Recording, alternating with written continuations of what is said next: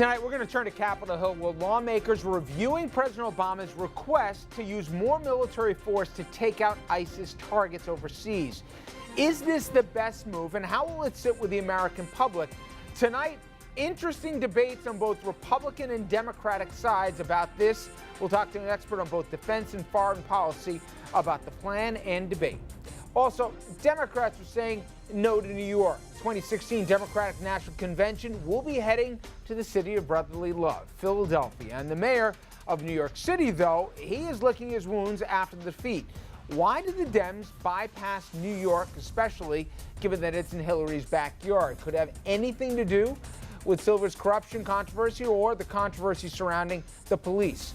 Our panel will weigh in. Plus, it has been 70 years since prisoners at Auschwitz were liberated, and tonight, Pulitzer Prize-winning journalist Eric Lichtbaugh, he speaks to RFL about the injustice that so many of the survivors face thereafter. Good evening and welcome to RFL. I'm Richard French. Thank you so much for joining us. And tonight, we begin in D.C., where Congress is considering President Obama's request to officially authorize military force against ISIS. Now, on Wednesday, the president sent Congress a draft resolution authorizing increased military force against the group.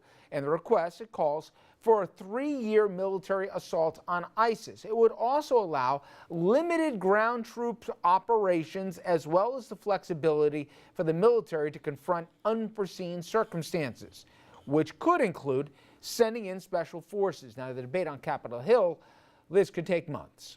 There is no question that there's no appetite in the public for us to go into any more war. If we're going to defeat our enemy and win this fight, we need a strong, robust strategy and a strong, robust authorization.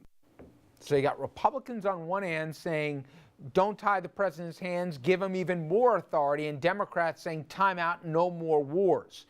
Well, today, Michael O'Hanlon, who's senior fellow and co-director with the Center for 21st Century Security Intelligence, as well as the director of research for the Foreign Policy Program at the Brookings Institution, he spoke with me about the president's draft resolution and also how much authority the commander-in-chief really has when it comes to the use of military force against terrorists. You know, before we get into the meaning of enduring, the significance of the fiscal year, and the politics and the considerations on both sides for this, do a little Civics 101 and just tell the public, where are the limits and the powers enumerated for a president when he or she wants to use force, let alone declare war? Well, there are 3 landmark pieces of paper. There's the U.S. Constitution, which, as you know, gives Congress the power of the purse. In other words, Congress appropriates all federal money, including for the military, including for wars, as well as standing military forces, and also gives the power of declaring war to the Congress. But in the modern era, we don't usually declare war. We haven't done that since the beginning of World War II. So it's really the power of the purse that remains from the Constitution. Then there is the War Powers Act, which followed after the Vietnam conflict, and which basically recognized that presidents, because they can circumvent the declaration of war request to Congress, can now get the United States involved in conflicts without congressional approval. And the only thing that Congress can do to stop it is to cut off funding. But once American troops are deployed in a conflict, the politics of cutting off their funding are extremely difficult, and therefore Congress needs to have some say earlier on in the process.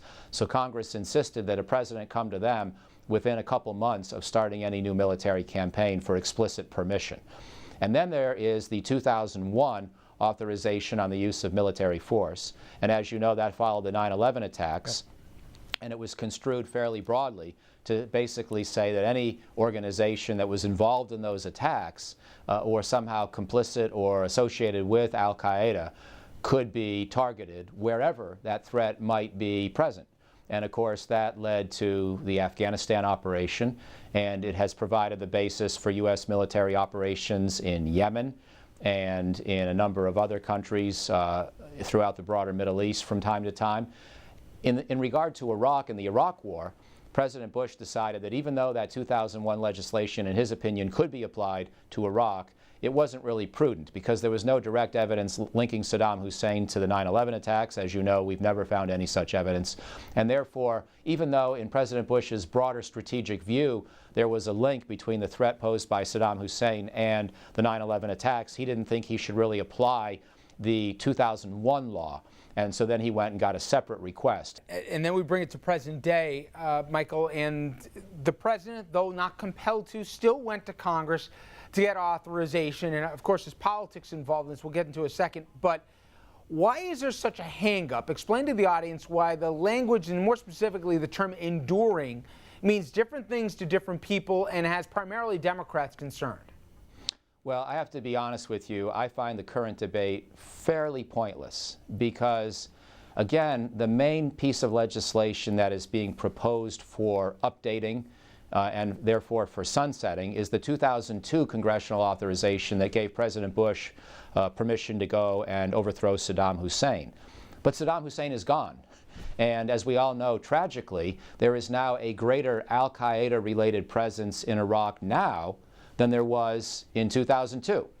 And therefore, as a result of all of this, in a sense, the 2001 law is now applicable to Iraq. So even though I sympathize with where some of those congressional Democrats are coming from, I just don't consider their view to be very realistic, and I'm not even sure it's legally meaningful, because even if they get their way, we're still going to have the 2001 law on the books, which would permit prolonged attacks against ISIS. The bottom line is that the policies matter more than the laws in this case. Figuring out what to do about ISIS is much more important than figuring out what to do about this theoretical war legislation. So I think the debate is actually a distraction from the real issues. Well, maybe one thing that Congress must decide that isn't so much theoretical but more practical is come September, when the fiscal year, and decide how much money to appropriate for this. In many ways, Michael, they got to put the money where their mouth is, and both parties with concerns, whether it's overextending or on the other side limiting, they got to take a position one way or the other how much money they're going to give this administration for the next year, right? Well, that's a great question, and thank you for raising that, because I think the last few years already show what the answer is going to be. We're going to keep appropriating war monies for operations in Iraq and Afghanistan. The opponents of military operations who would like to simply cut it off, they're going to lose the vote, because we're 14 years into this now, and we're on a downward trajectory. We're spending less each year than we did the year before, but there is never any true doubt about whether or not the war funding will be approved by Congress. It's just not a close call politically. Both parties actually think that if we're in a prolonged ongoing fight and we've got men and women of the U.S. military in the field, we have to support them. And also, ISIS is enough of a threat to Iraq and Syria and the region that we better do something about it. It doesn't mean that people want big American ground force contingents to be deployed to Iraq or Syria, but they're not going to oppose an air campaign. They might not even oppose special forces operations. And so I think we already know where the center of gravity is in the United States on whether we have to keep fighting these wars. We're all sick of these wars. They're frustrating, they're difficult, but we don't really have much choice. We have to do certain limited things at a minimum in both theaters. Michael, as always, I do appreciate the time. Thank you so much. My pleasure. Thank you. All right, let's bring in our panel on this. Richard Brodsky is a former New York State Democratic Assemblyman, as well as a Democrat, if I can get that out. He's also a senior fellow at Demos and a professor at NYU. Dominic Carter, political journalist and author. Richard St. Paul, Republican strategist and former vice chair for the National Black Republican Association. And Andrew Whitman, our senior political correspondent. An interesting political kind of balancing here. The White House didn't have to go to Congress to do this. They did this, and I think that we'd all assume because they want everybody to buy into whatever that's going to happen, so there'll be no more carping for the sidelines. Maybe they did it because they think it's the right thing to do. Maybe. The president is on record as uncomfortable by the blanket powers of the president. There we However, Republicans will get their one side in a second, say, Tom, you don't want to tie the hands of commander-in-chief. Democrats saying, wait a second, I don't like the vagueness of this. We need more specificity to this. You heard my guest saying it's 6 of one, half dozen the other. The president can really do this if he wants to. It's about the purse. This is part of what Obama's trying to do to recreate some sort of balance in the exercise of American foreign policy. Presidents have gotten us into wars by lying, Lyndon Johnson and George Bush, and manipulating, half of them. He wants to go through a process or set up a precedent where the next time a force is committed, they're going to have to go and make their case. He's doing the right thing. As to which side, the Republican opposition or the Democratic opposition is right, I think that'll come out in the wash. Are you comfortable with the language that he's saying? For now, I don't know enough to be comfortable or uncomfortable. That's going to take time. That's why we have a Congress. He did the right thing. You know, Dom, you do look at how partisan Washington is right now, and you think when a president needs to take action, or at least he believes he or she needs to take action, they almost need to act sometimes unilaterally because you can't get them to agree on anything, let alone terms. Mm-hmm. I do appreciate what the president is doing right now, but you also can appreciate how previous presidents had to make declarative action, and then later on, really the power of Congress was the power of the purse strings. But you kind of see this all play out a little bit in slow motion, but also we're fighting fights that we had in 2001 and 2002 about where to go and how long and on what terms. It seems like the president, Richard, is asking for a blank check. And I think that's scaring some members of his own party. See, I don't think it's a blank check. I think he's defining a lot more. He's putting a term to it. Yeah, he's making it the ground troops. He didn't have to do this. So why is he doing it? I mean, he didn't have to do this. Because he wants to flush out everybody. He doesn't want to be the only one out there on the limb by himself. Yeah. He wants to say, look, don't just talk the talk, walk the walk with me. Yeah. I disagree. I think he had to do this. Obviously, and I'll tell you why. Because this is not a short-term strategy. Bombing ISIS is not going to work. There possibilities exist that we're going to have to commit either special forces or ground troops to end this hostility. No doubt about it. So better to do it, to have those options on the table right now, because we have seen that the bombing hasn't worked and ISIS only grow. We're talking 5,000 new members in the past month or so. So this bombing is not working.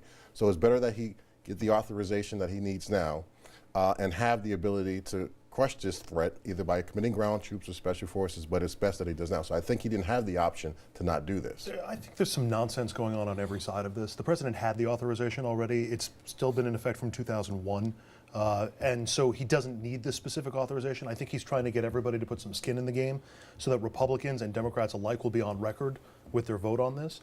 I don't think it's really necessary. And I think Republicans are having it both ways also, because they were complaining for months, you know, where's the formal declaration? Where's the permission from Congress to get into this, even though, again, it already existed? And now that they're getting it, they're like, you're tying the military's hands too much, which the whole thing is fungible. What do you think bothers, start with the Democrats most? There's 3 complaints I've heard, that the language is a little open-ended. 2, if he gets the authorizations for 3 years, which extends to the next president, who knows who the next president is. And then the other one is that they want definition that there's a sunset expiration to the Afghanistan authorization, and that wasn't in this. The president and his White House says that'll be in a separate, and they say, we'll trust you at face value, but we're not crazy that it's not in there right now. What do you think bothers him most? I think it's having to go on record and vote for more military action and potentially vote for boots on the ground. This is a party that for the last 6 years has been on record as being anti-war, and I don't think there's much of a taste in the Democratic Party to go in for it. The public doesn't want us putting ground troops either. They're not anti-war. They're anti-Iraqi war because it was based on a lie. They're anti, you heard Nancy Pelosi even say there's not much taste for having boots on the ground. I don't think there is much taste. No American should have a taste for boots on the ground. You do it when it's necessary, and the president has made a compelling case that now it's necessary. People are going to have initial reactions, but you have a Congress, a debating society, a committee to sort of thrash this stuff out. I wouldn't put too much stock in people's initial reactions. It's good for the news cycle, but it's not any prediction of where people are going to be. And finally, I think Republicans have to do the most contorted dance on this of anybody, because, like Andrew said, they've been called out. You know, they've been calling out the president. You know, come to us. You know, we want a voice in this. Now they're saying, well, we don't want you to be handicapped, Mr. President. Do whatever you think is right here. We don't see your strategy yet. He's forcing them to say, like some are, that aren't running for something, put troops on the ground. But the polls will say, time out. I've been there, done that. We did that in Afghanistan. We did that in Iraq here. We don't know how this thing ends. We don't want to go down this road before. do Republicans really want to say, come on, let's do this not half you know what here, let's do it full way, let's put a lot of troops on the ground? Look, one thing I'm not worried about is this situation here against military force against ISIS. We want to talk about immigration, big issues between the president and the Republican Congress. We want to talk about Obamacare, the Affordable Care, big issues. But on authorizing the War Act, the Republicans are for it. Therefore, giving the president whatever authority he needs, just define what you're going to do. And I don't think that's a lot to ask for. That's why John Boehner and Mitch McConnell are opposing it. Well, because he's not telling them what he wants to do. They're Look, not they're ready to give him The whatever. Congress isn't a power he strategist. needs. The Congress isn't there to approve strategy. They're there to declare war or under the War Powers Act to authorize the commander-in-chief to develop strategy. The Congress You don't- represents the people. The people should know what's happening. The Oh, president himself went on TV to talk about They what sh- his strategy was against ISIS. They should know it. So why but it's- should why shouldn't we know now? They should know it. Right, That's not what exactly. you said. You said that they should approve it, and that's not the case. No, Why I do you misspoke. want ISIS to know what our strategy is? But it doesn't I mean, if matter. you have to explain doesn't- it, if it has to be explained to Boehner and McConnell, isn't ISIS going to There's find no out? big secret. There are no There's no big TVs in- secret if we're going to say we're going to put The news will ground get there. troops. Well, they La have- la la, they can't hear us. All right, head over to Facebook and Twitter and answer our question today. Do you support sending in U.S. ground troops, whether it be just special forces, broader, all in an effort to fight ISIS? Curious your response to that. Now, coming up next, the Dems, they're snubbing New York, one of the cities that was in the running to host the 2016 Democratic National Convention. Well, instead, it will go to Philadelphia. That announced earlier today. After the break, our panel will weigh in on why they think New York didn't make the cut. We'll be right back.